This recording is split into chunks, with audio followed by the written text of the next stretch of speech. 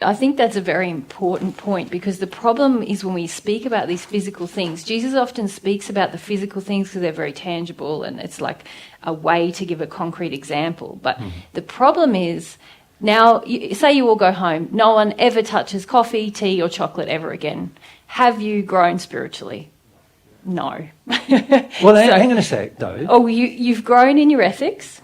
Certainly grown in your ethics. Perhaps, but you have to But also, hang on a sec, though. Yeah. It's going to challenge some emotion. Yes, but what are you going to do with that? What are you going to do with that, though, is what Mary's pointing out. Yes, preventing the action is not going to do anything unless you're humble in the process. But also, this is true. If you keep feeding an addiction, do you think that the addiction's going to give itself up? No. You know, any smoker who's a smoker who's trying to give up knows that if they keep the cigarettes in their pocket while they're trying to give up smoking, it's not going to work very well. Isn't that true? Right? So the problem for many of us is we say, oh, but it's only a little bit of addiction. And maybe if I process an emotion first, then I'll give up the addiction.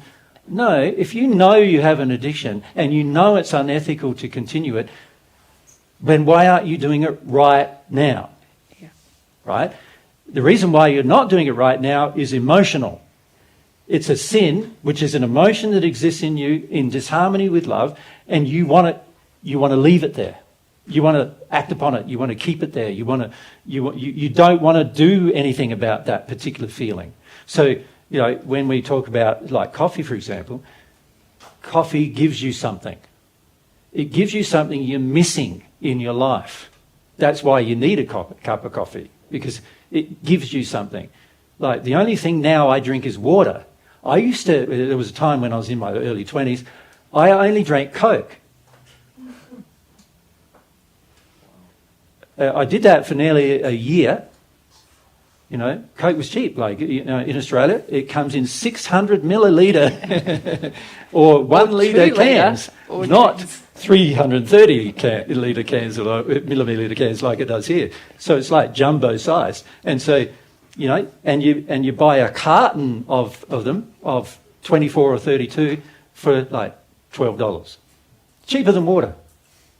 Cheaper than bottled water. And I find that interesting. Like, Coke is mostly water with other things mixed in, and yet water is more expensive. And I go, there's something wrong here, right? Something that feeds more addiction is more expensive, is cheaper than something that doesn't feed addiction and is more pure. And this thing is actually made of that thing, and yet it's cheaper. How does that work? Like, there's something wrong there, right? But anyway, so I used to drink this Coke, and after nearly 2 years of drinking Coke like that, I started coughing up chunks of phlegm all the time, and you know, in the morning I'd be in the shower and I'd be coughing, and all this phlegm would come out and everything. Like, my body was telling me, you're way, way wrong here, right? Anyway, gave it up. I didn't deal with any emotion. Not at that time. Now when I even smell Coke, it's like, it's a drug. That's why it's a popular drug, of course. Of course, the very first part of that drug was made out of poppy seeds, wasn't it? Or what was it made out of first? Cocoa. No, the cocaine. Yeah. Cocaine. Yeah, the leaf of the cocaine plant. Yeah, leaf of the cocaine plant. Yeah.